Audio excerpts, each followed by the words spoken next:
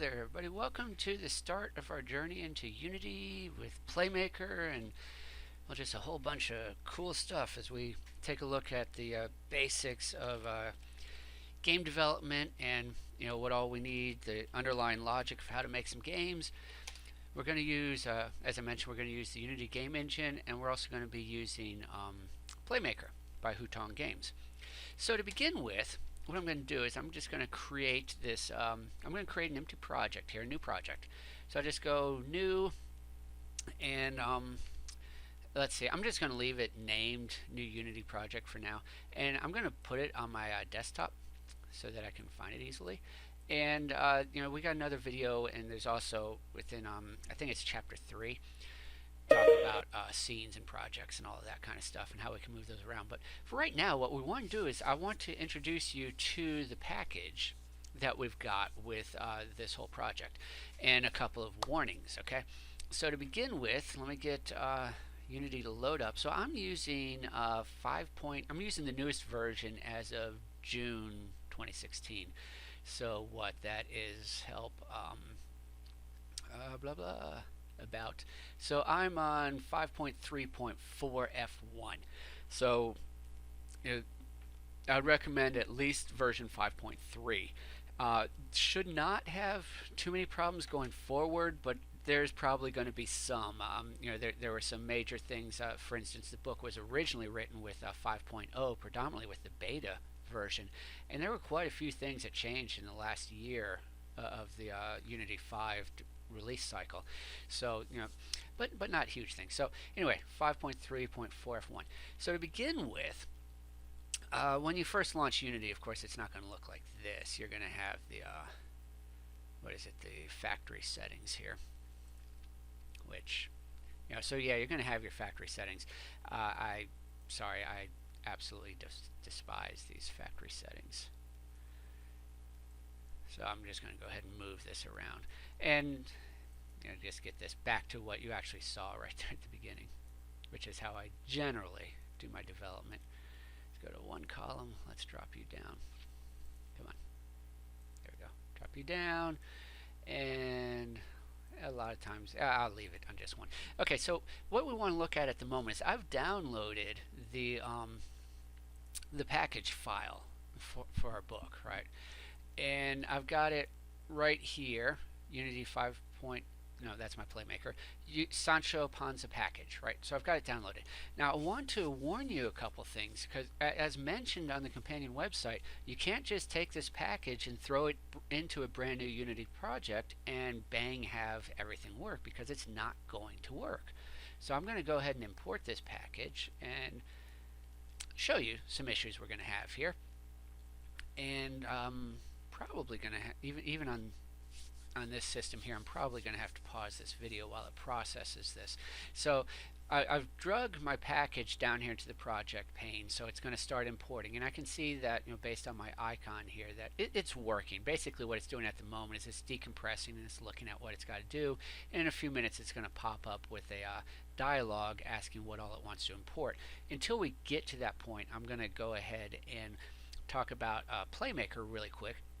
You get Playmaker from a couple of different locations. One is the asset store within Windows, which I'll show you as soon as Unity's done loading this. The other is that you can actually just go straight to their website.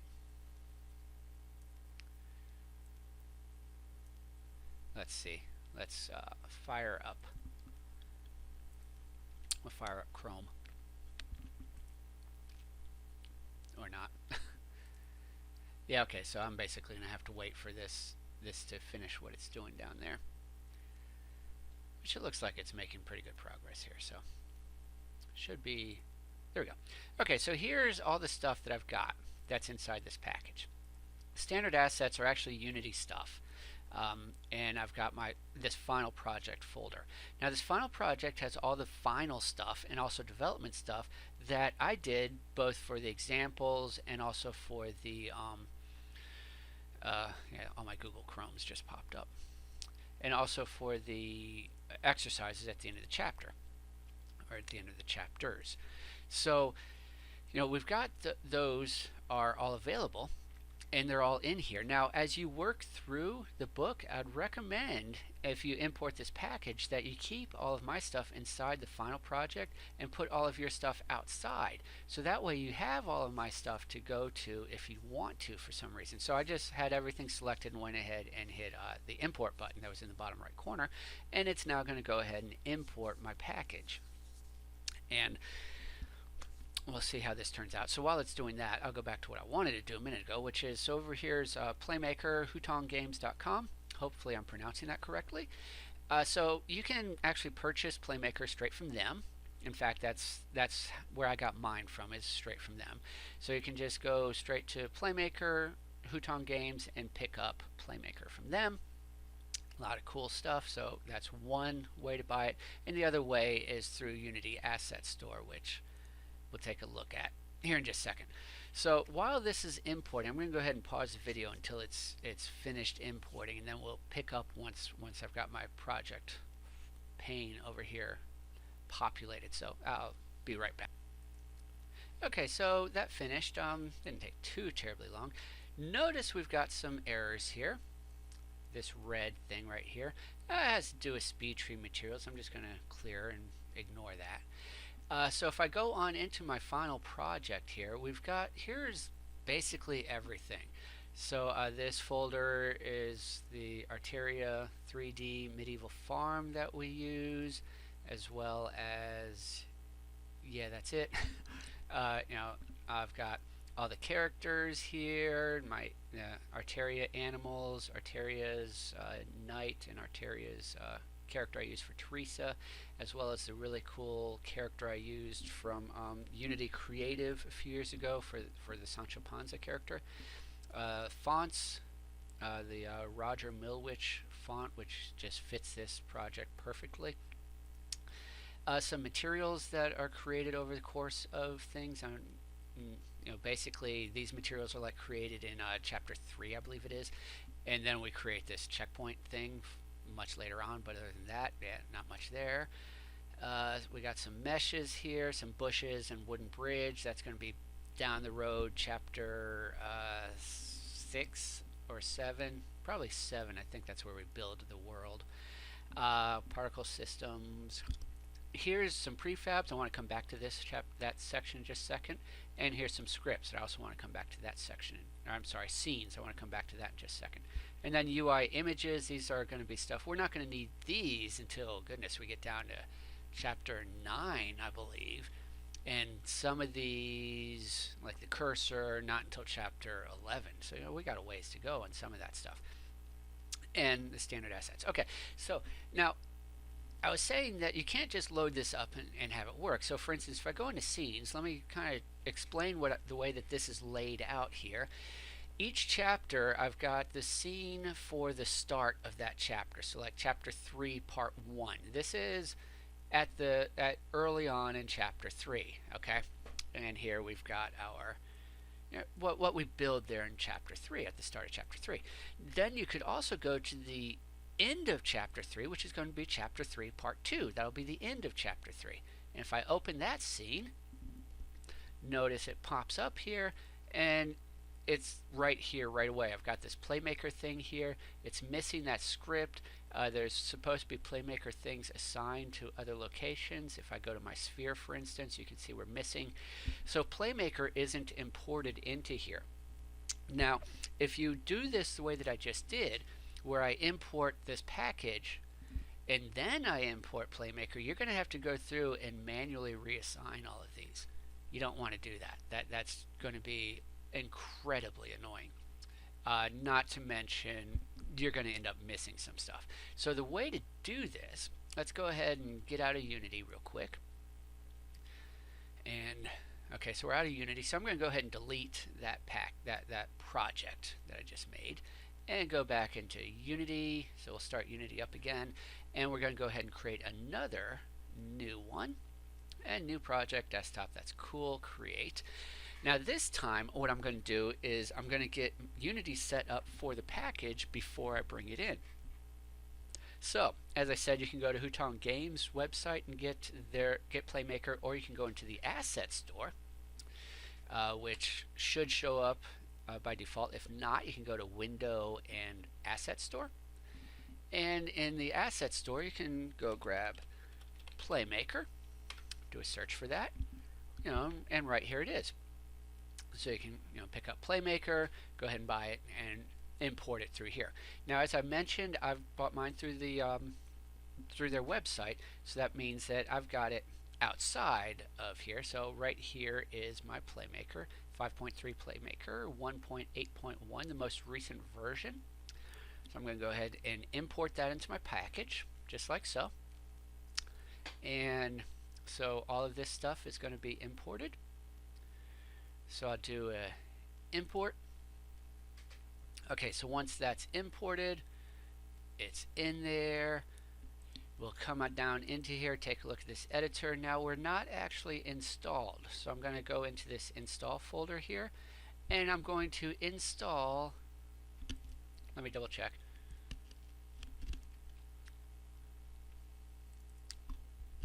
Let me double click this Playmaker 1.8.1 that they've got right here inside the install. And here is what I actually need. So when I imported this package from their website, I then have to go into this folder to install Unity, to install Playmaker itself. Now, if you're going from the Asset Store, once you download it, I believe you just click the import button. But if once you import it, if you only have this Playmaker folder right here, then go ahead, open up that folder, go to Editor, Install, and then double click the newest one, and this gives us this whole situation right here.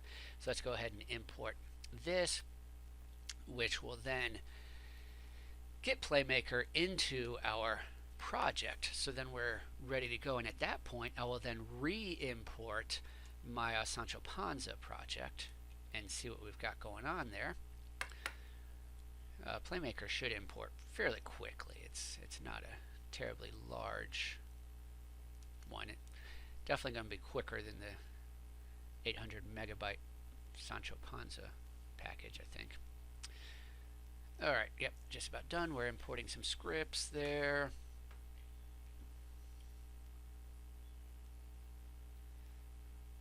Okay, so now all of that is imported. Let's go ahead. I'm going to get rid of that for now. Okay, so now I'm going to go ahead and drag in my Sancho Panza package and drop it into my project. And it's going to go through decompress here, and then I'm going to import it again. So as this works, I'm going to go ahead and pause the video and come back as soon as I've got my project re-imported into here. Okay, so we've got that package imported. Notice we've got the same problems we had before, so I'm going to go ahead and just clear that out and jump back into my final project folder, and you can see our Playmaker stuff that we just imported is there. And let's go on to our scenes, and this time let's grab chapter 3 part 2 again, and now we have our Playmaker stuff is in there. So now it will actually work the way that it's supposed to. So if I were to go ahead and play this, here is my scene at the end of chapter 3. Pretty nice. Now then, so like you'd get to the end of chapter, so as you're working through the book, each scene, each chapter has a scene for the start, which is in this case chapter 1, part 1, and then they have a scene for the end of the chapter, and then there's a scene with the solutions to the exercises, and this is actually the start for the next chapter. So if you were working through the exercises for, say, chapter 3, and you got stuck and you wanted to see how was it done, well, you could go look at chapter 4 part 1. It's part 1 of chapter 4, which means it's going to have everything previously, including the solutions to the exercises at the end of chapter 3. So I've got that, and press that. So there's I think that's what we had to do. I don't remember. Maybe there's something else. But anyway, so there's the solutions. Now that's pretty helpful. So as you move along, you could let's see, we could go to say chapter 7 part 1. We could open that up, and there's the solution to the exercises at the end of chapter 6. A little conversation between Sancho and his wife Teresa there. We could go For instance, we could go all the way to chapter 11, part 1, which is going to have the solutions.